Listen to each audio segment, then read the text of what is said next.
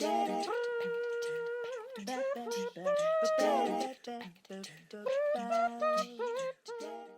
there, innovation champions. Melissa Dinwiddie here. Quick question for you. What do art supplies have to do with tech leadership? A lot more than you might think. Picture this: a professional calligrapher hunched over the latest issue of Letter Arts Review. Now, you probably have never heard of this journal. It is the premier journal for people people who love letters, letter artists, sign painters, calligraphers, very esoteric. Anyway, professional calligrapher hunched over the latest issue of Letter Arts Review, tears streaming down her face because she is convinced that her work is never going to be good enough to appear in those pages. That was me almost 30 years ago. Oh my God, hard to believe. Now, if all you knew was that I made my living as a professional artist and calligrapher for 15 years, you might assume that I was just brimming with creative confidence.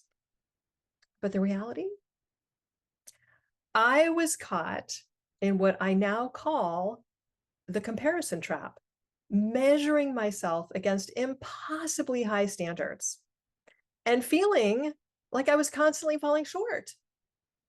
Sound familiar? Maybe you felt that way in your leadership journey. Or maybe you're thinking, that's exactly why I stay away from creative pursuits. I'm not artistic. But here's where it gets interesting, because the very practice that triggered my insecurities ended up teaching me some of the most valuable leadership lessons I've ever learned. And science backs this up. Get this, in 2016, researchers at Drexel University made a fascinating discovery. Engaging in artistic pursuits, regardless of skill level, can reduce cortisol levels. That's our body's primary stress hormone. So let that sink in. You don't have to be good at art to reap the benefits. You just have to engage in the process. And it gets better. A 2017 study published in the Arts and Psychotherapy, another journal, revealed that any form of visual expression activates our brain's reward pathway. So in other words, creating art literally makes us feel good. But here's the real gold for leaders. The practice of engaging in art, when done mindfully, naturally cultivates two essential leadership qualities: a growth mindset and resilience. So think about this. Every time you put pen to paper or brush to canvas or try any new creative endeavor, creative writing, music, dance, whatever it is, you're embracing the possibility of failure.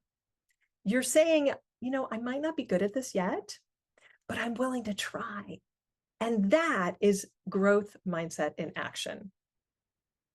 Now, as someone who spent years practicing calligraphy, which is an incredibly meticulous, detail-oriented art form, I will be the first to say that not all creative practices are equally forgiving. So if you're just getting started exploring the connection between creativity and leadership, you might want to start with something a little more forgiving, like, I don't know, free-form sketching or improv. But here's what's universal.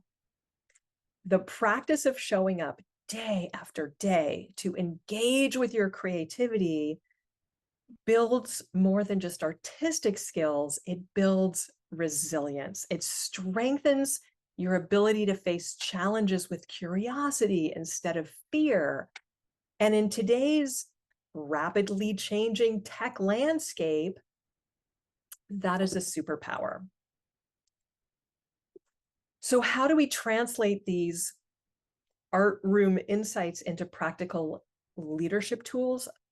I want to share a very simple but powerful practice that has really transformed both my approach to creativity and my approach to leadership.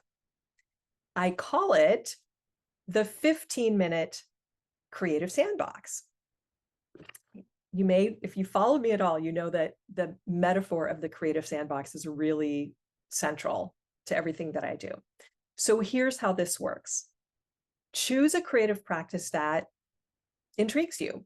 Maybe it's sketching, maybe it's playing with clay, maybe it's just doodling with colored markers, maybe it's picking out melodies on a ukulele, whatever it is.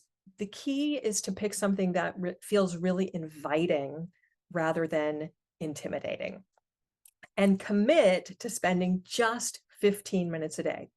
Or if you really can't do that, make it 5 minutes. I mean, any amount counts.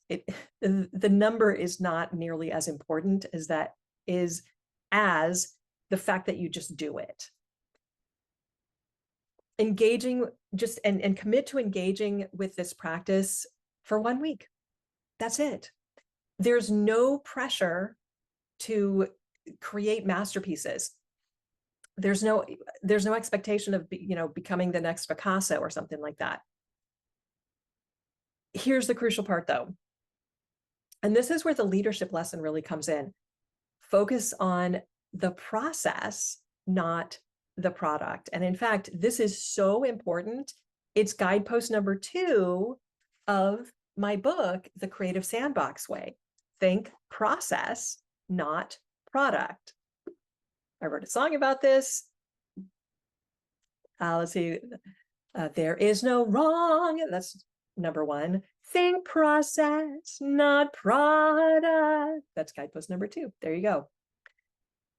Now, during your daily practice, I want you to really pay attention and notice, how does it feel to give yourself permission to create without judgment? And pay attention to what happens to your stress levels when you're fully absorbed in the process. Really notice that. And also notice, how does your relationship to the practice change day to day? They talk about, if you practice yoga or if you practice meditation, you're a different person every time you sit on the meditation cushion or every time you get on the mat to practice yoga. Same thing applies here. Really notice how is the experience different for you? And also notice, what impact does this creative time have on your interactions with your team? Now, you might be thinking, but Melissa, I barely have time for all my meetings. How can I justify spending time on art? I get it. But remember those Drexel University findings about stress reduction? Remember those? In our high pressure tech world, taking 15 minutes to engage in a creative practice is not self-indulgence. It's strategic leadership development. When you strengthen your ability to embrace imperfection in your creative practice, you are also building your capacity to navigate uncertainty with greater ease. You're building your capacity to approach problems with fresh perspectives. You're building your capacity to model growth mindset for your team. And you're building your capacity to build resilience in the face of setbacks. So think of it this way also. Just as athletes don't build strength only by showing up on game day, leaders don't build resilience by only facing real challenges. Your creative practice becomes your training ground, preparing you to lead with greater flexibility and innovation. So here's my challenge to you for this week. Start your own 15-minute Creative Sandbox practice. Now, it might feel uncomfortable at first, and I acknowledge that. You might hear those, I call them gremlin voices, and I have some gremlins in here to represent those voices, they live in a drawer, so my cats won't chew their little arms off. They might say things like, I'm not creative, or this is a waste of time. Totally normal. They are going to show up. These reactions are exactly why this practice is so valuable, because they're showing you where your growth edges are as a leader. Remember, the goal is not to create masterpieces. The goal is to strengthen your leadership muscles through creative exploration. Think of it as your personal leadership laboratory, where every so-called mistake is actually an experiment, and every moment of doubt is an opportunity to practice resilience. And every creative session is building your capacity for innovation. And here's a bonus tip.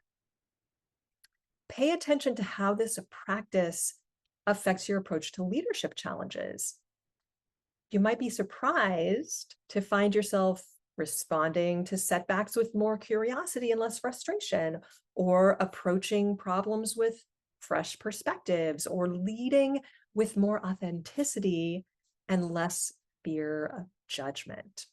After all, if you can embrace imperfection in your creative practice, imagine how that could transform your leadership style.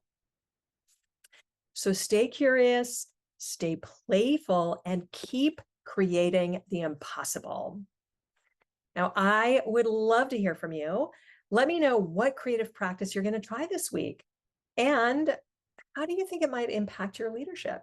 Share your thoughts in the comments below.